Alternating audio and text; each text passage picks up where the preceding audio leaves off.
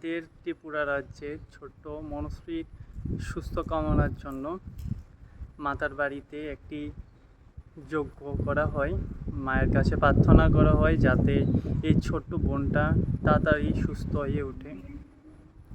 আপনারা এই ভিডিওটা দেখে নিন, অনেকটা ভালো লেগেছে আমার কাছে। এই ভিডিওটা দেখার পর আপনাদের মতামত জানাবেন।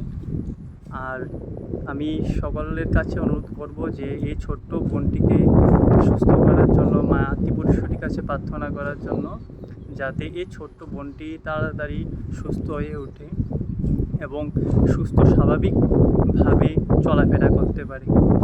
দেখে নিন এই পুরো ভিডিওটা। আজ মা ত্রিপুরেশ্বরী মায়ের মন্দিরে এক যজ্ঞ করা হয় আমাদের মনশ্রী বোনের জন্য। তো মা ত্রিপুরেশ্বরীর কাছে একটি প্রার্থনা করি, আমাদের মনশ্রী বোনজন তাড়াতাড়ি সুস্থ হয়ে উঠুক।